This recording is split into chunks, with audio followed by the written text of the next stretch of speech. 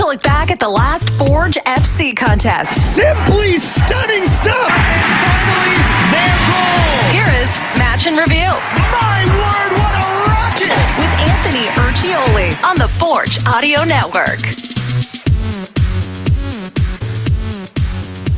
Hello, Forge fans. It is the Forge Audio Network. I'm Anthony Urciuoli. This is Instant Match in Review. The final whistle is gone. Players are shaking hands. And soon we will see fans, families, kids, children, everybody in the stands on the pitch for the it's a signature match. So fans will be able to get their autographs from the players. And I mean, listen. You're tuning in because you want to know about the game and some reaction from the game. The final from Tim Hortons Field in Hamilton, Forge FC 1, Halifax 1. It was a match where Forge certainly carried the play for long stretches, and ultimately they weren't all that threatening until the second half, until late in the second half. Forge giving up the first goal and having to battle back in the final 45 plus, and they were able to salvage a point. And it was a huge point, by the way. I mean, lest anyone think, yes, did you look at this match on the schedule coming in and think this was a match that Forge had to have, 3 points they needed with how tight things are on the table, and really with Forge needing to get more points at home in general. And you look at the score and you say, how did they not end up with 3 points? Well, I'll tell you this. The single point, just so you have an idea of how important that single point was, at the conclusion of this match, Forge could have been in first place or fifth place. Ultimately, they will be in third place. Now, there are still some more matches to be played this weekend. So as of right now, Forge is in third place with 31 points, 1 point back of both Atletico and Pacific. But Ottawa and Pacific have a match in hand. And I misspoke, excuse me. Ottawa and Forge are level on points, but Ottawa has a game in hand. Pacific is a game up on Forge and a point up on Forge. Pacific, by the way, dropping 3 points at Vancouver earlier in the day, losing 3-2. So huge break for Forge there. Halifax, though, in this one, had they been able to hang on to all 3 points, Halifax would have jumped over Forge. Fortunately, though, silver lining, it was not 3 points for Forge, but they prevented that leapfrog from Halifax, and they are still in the top 3, just 1 point out of first place with 7 matches remaining, 21 possible points to be had. All right, let's take you back. Forge FC lining up in their alternate gray and black kits. Halifax coming out in their all white, which I love because there is a shortage of white kits in this league. I say this as a colorblind man who is getting tired of watching solid colors play against each other and not things moving a little too quickly for me to decipher who's who and which team is which. So seeing a gray and black kit and an all white kit is just, it's a thing of beauty. More of that. Please, please, please, more all white, at least light or kits in the CPL.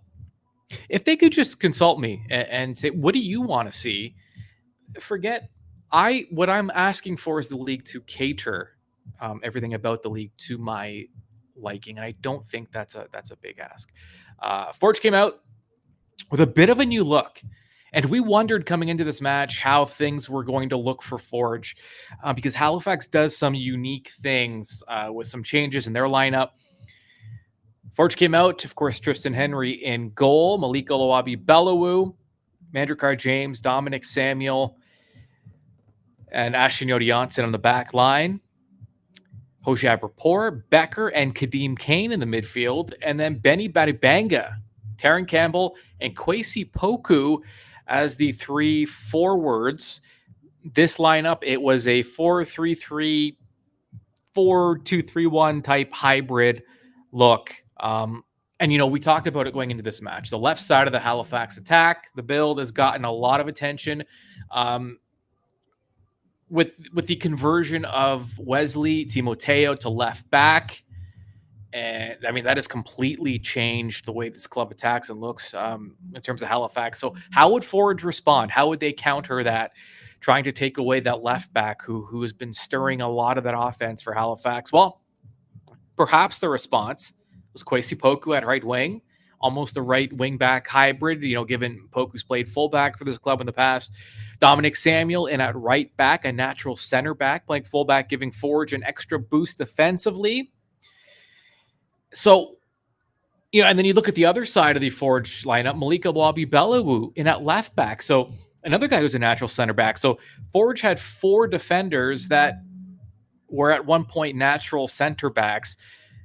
Was that an effort to just give a more defensive look wide in those wide channels? Poku at wing, was that again in response?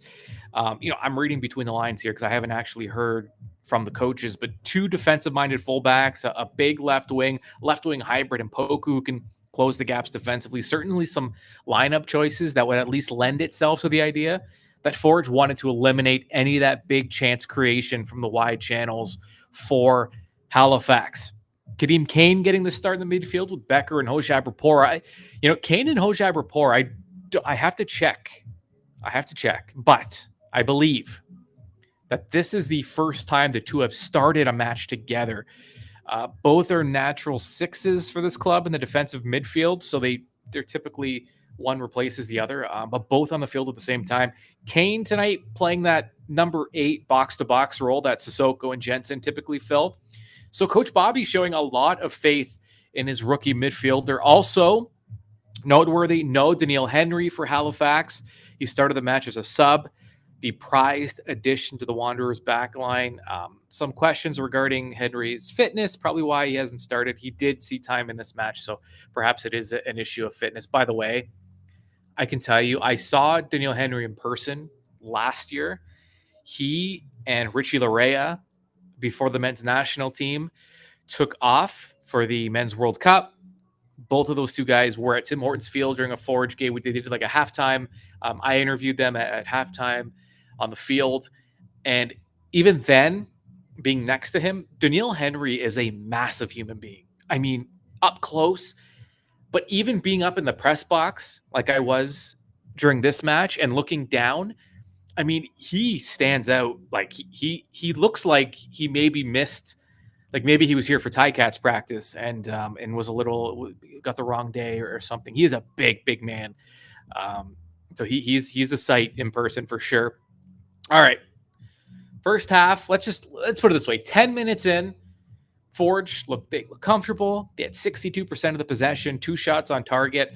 Halifax content, defending, taking the patient approach, pressing selectively but aggressively.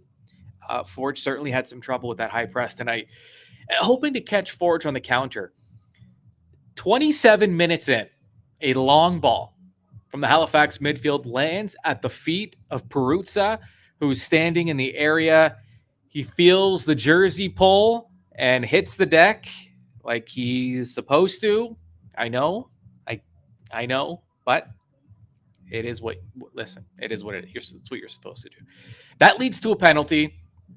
Center back Dan Nimick steps up and buries it. Wanderers' first shot is a PK.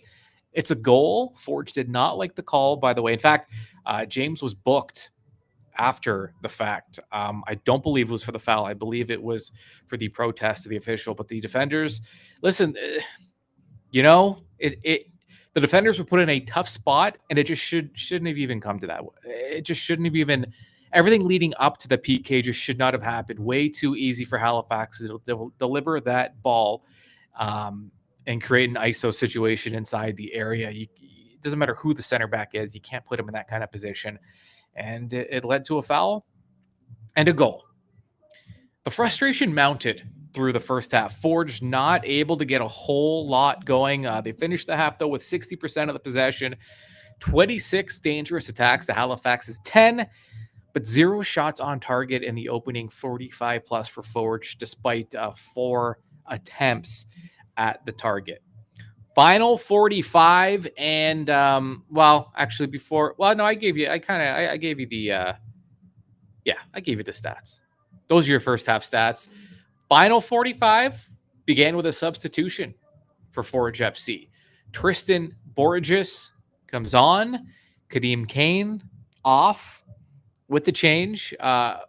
Borges played as a right midfielder, which it gave Forge an interesting look with their two most skilled guys, Borges and Buddy Banga, linking up on the right side of the attack. I thought that was interesting and something to at least look out for. But listen, there was just something a little off with the club, and it started as soon as they gave up that opening goal. I don't know. I mean, we've talked about it ad nauseum.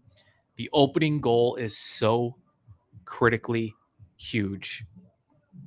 I mean, we can say that about any team in any soccer league, anywhere in the world. But forget that. I'm just saying from a Forge perspective, the difference from Forge scoring first and giving up the first goal. I mean, it's just they look like a different club. I mean, and that's just me. So they surrender the opening goal. Things after that were just not clean. Guys were fighting it a bit. Some uncharacteristically heavy touches from guys with a ton of skill. Just a little something off. And typically that indicates the guys just aren't letting the game come to them. They're fighting it a little bit. They're attacking the game, and it's not a good way to go about it. This club is at their best when they play fast, instinctual, fluid. It's a beautiful sight when this team is on. And they just had trouble finding that space after giving up that opening goal. There was a moment, though. You know, Bobby Smirniotis says it all the time. The most important play in any match is a throw-in.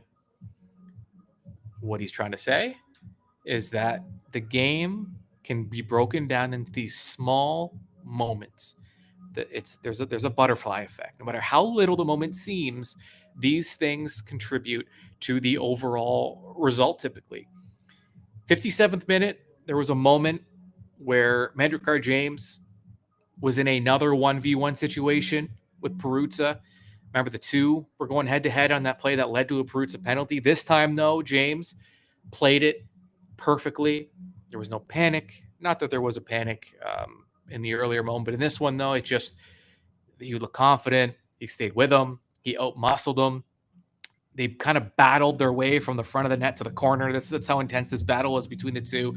And then finally, Mandrikar James just out-muscling, sending Peruzza flying a couple of feet. It was right in front of the supporter section, right in front of the Barton Street Battalion.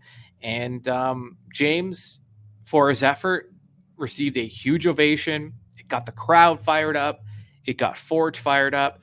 These are those moments that seem small, right? That's just one. That was like a 5-second moment in a 90+ minute match. But it did that. The roar from the crowd, who were kind of taken out of this match a little bit, feeling some of the frustration the club was feeling. But that did something. It ignited something because Forge started to mount chances after chance after chance, really leaning on Halifax. And speaking of him, Daniil Henry spoke of him earlier. He did enter the game, 72nd minute, as he works his way back into match shape. A few minutes later, Forge makes another substitution, thinking offense, all offense now.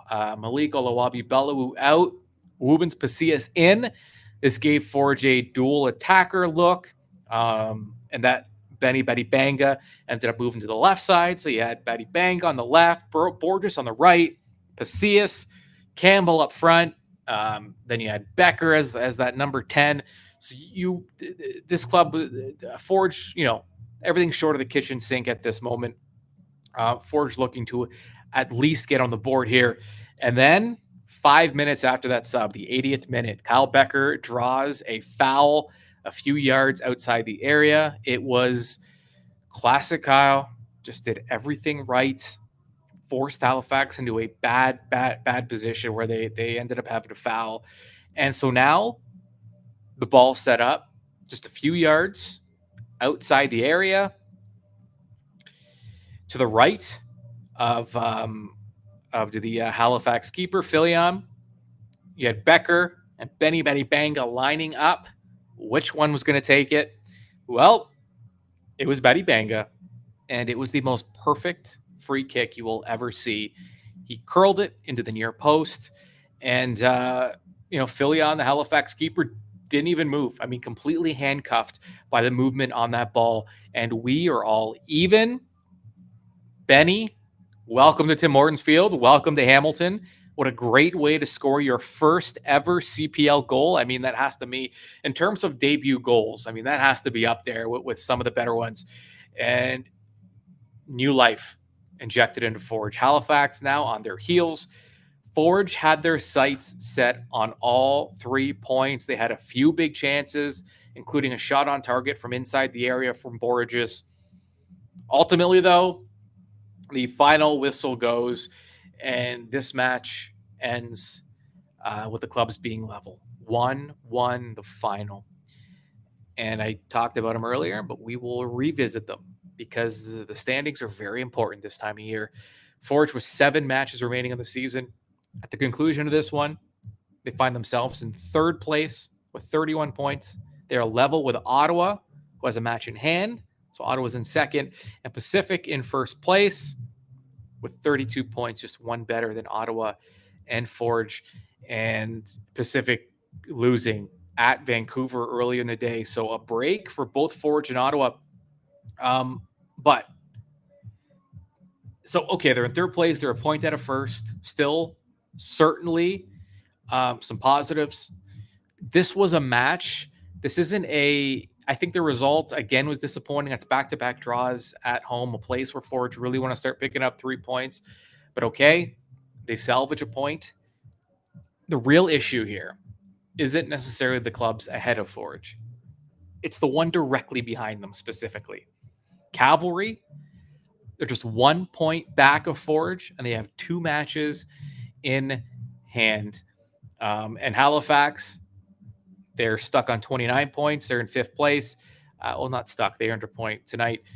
What's interesting about Halifax, and I'll say this again, this is how tight the standings are. Had Halifax won and Forge lost, which is the way it was looking until the 80th minute, Forge would have dropped to 5th place. Halifax would be in 2nd place. Tied for 2nd place. What a difference. Halifax would have went from 5th to tied for 2nd. Forge would have dropped all the way down to 5th. Had Forge won, they would have been in 1st. I mean, you can't, if you were scripting a season that the supporters could get behind and really rally behind and follow these matches, every single match intently, this is the way it would be done. There's still matches to be played. 21 possible points are out there for Forge FC. Again, these clubs are all playing each other week in, week out. These are 6-point swings. But draws are not going to be enough for much longer because Forge now on a 3-match winless streak after they had been rolling. In fact, after they had found themselves in 1st place for a period. And this is the way this season is going to. I am confident that we are not going to know who finishes 1st, 2nd, 3rd, 4th, or 5th until the very last week of the season. There are way too many variables. I don't see this loosening because the reality is all of these teams, Pacific, Ottawa, Forge, Cavalry, Halifax, I mean, does anyone want to play any of these clubs in the playoffs?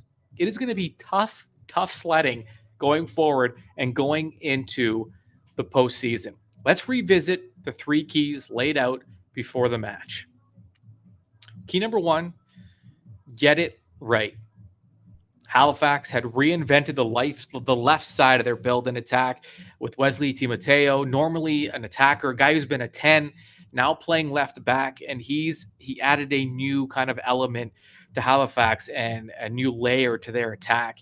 And so Forge was going to have to be mindful. On the right side of their lineup, they were going to have to at least, were they going to kind of stick to the status quo and just kind of remind the guys, hey, be careful? Or were they going to make some personnel changes and add a little more defensive awareness to the right side? Well, they added defensive awareness to that right side. I mean, even more than I expected, to be honest with you, because you had Oluwabi Belawu and Dom Samuel playing fullback, two natural center backs. You had Kwesi Poku playing on the right wing, a guy who has been a right back, a fullback. I believe he's played both sides, but a guy also kind of a box-to-box midfielder type, but a guy with pretty high defensive awareness playing winger. So they clearly, my interpretation of it was just this. They were trying to minimize any kind of build through that left side of Halifax's lineup. And I mean, they did, because Halifax didn't get a whole lot going except for the goal, which was on a PK. So that is a check. It's a big check. Key number 1, down. Key number 2, take the trench. Well, the trench being the midfield. When Halifax is rolling, they win those midfield battles. Caligari, who is going to be in the running for Player of the Year, midfielder for Halifax. He does a lot for Halifax in that midfield. Forge, thankfully, has the deepest box-to-box midfield in the league, so it was going to be up to Forge to at least I would say dominate that midfield play. They did, however, the PK, the decision that led to the PK, the pass that led to the foul that caused the PK came from the midfield. Now, it's a little nitpicky because, a guy in the midfield delivered a long ball into the area. It's going to be hard. You can't defend every single touch in the midfield, but the setup did come from the midfield, so we're not going to give full marks for Forge FC on that one. We'll give them a bit of a half. So they're at 1.5, and then key number 3, possessed. Essentially Forge had to maintain and control the game with their possession. Again, though, when you give up a goal on a PK, this is why, these small details they really do factor into the end result. And Forge had their possession game going. By the end of it, let's get a final look at the stats here, because I don't believe I gave those out. Ball possession at 58% for Forge FC, but expected goals after this one. Now, this is surprising. In fact, this is the first time I'm seeing this stat tonight. I was looking for it. It wasn't being updated, but now it's there. Expected goals, 1.09 for Halifax, 0.66 for Forge FC. So according to the expected goals, that's predicting a Halifax win. Now, some of that is because the goal from Betty Banga was off a free kick. That is not an expected goal, so that did not get factored in. But Forge FC still with 58% ball possession. Goal attempts, 11-9, but shots on target, 3-2 in favor of Halifax. Dangerous attacks, 50-24, so twice as many dangerous attacks. Still, though, Forge, they lose the shot on target battle, if you want to call it that, to Halifax by the end of it. So ball possession, again, we're not going to give full marks for that, because although they did win the possession battle, there was something a little off. It wasn't clean. It wasn't fluid. It was a little too heavy for my liking. And so there's a half check for you. 2 out of 3 checks, when we're talking about the 3 keys, usually mean at least a point, and that is exactly where we landed.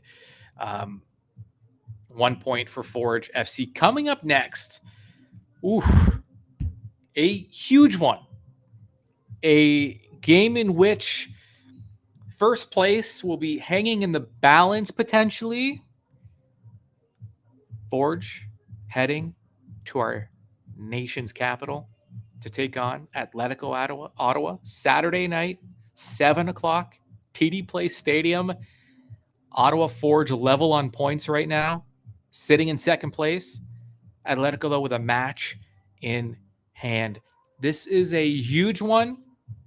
Ottawa's playing very well. They are very much in form. But as we've seen from Forge FC, they have a way of ramping it up a notch when they are doubted. In fact, this is probably going to be one of the few matches I don't know what the official line is, but this might be one of the few matches where Forge is an underdog going into Ottawa. But they have Forge, every time you kind of count them out or just maybe don't quite give them the respect they're due, this is when they play their best. And as we know, I've seen it firsthand, Forge has had a lot of success at TD Place Stadium. It's the place that they raised that trophy last season. So that's the next match. After that, and that's why this match is so big, because after that, 8 days later, Forge traveling to Langley, BC, Willoughby Community Park Stadium to take on the last place Vancouver FC. So you take care of Ottawa, then you have a match against Vancouver, which should be 3 points. And it just, the whole complexion of the final stretch, the final month and a half of the season completely changes, because after those 2 away matches, Forge will return home. I'm delaying a little bit because I'm waiting for the schedule to load in front of me. And so after those 2 away matches, Forge return home. Guess who they play? Cavalry, a team that's chasing them. And 2 weeks later, Forge plays at home to Pacific. So they have Cavalry at home, Pacific at home in the month of September. This is why we can analyze the table to death. It doesn't really matter because these teams are all playing each other, and these are 6-point swings week in and week out. Your final, one final time from Tim Hortons Field in Hamilton, as the fans, the pitch right now, I wish you could see it. It is littered with fans lining up to get their autographs from the Forge FC players. There are kids playing on the field with soccer balls, kicking balls into the net. Good times to be had at Tim Hortons Field, and good times to be had on the Forge Audio Network this entire week leading up to Forge's match against Ottawa. We're going to give you everything you need to be ready for that match, basically daily. Mackenzie has you covered. We know that Kyle Becker has his own show now on the Forge Audio Network, Captain's Log. And I'll be back for your match day preview to get you set for Forge and Ottawa. That is it. We are signing off from Tim Hortons Field. Thank you so much for listening. Your final 1-1 Forge and Halifax. We will talk to you very, very soon. This has been Match in Review with Anthony Urciuoli on the Forge Audio Network. For the latest on all things Forge FC, subscribe on Spotify or wherever you get your podcasts.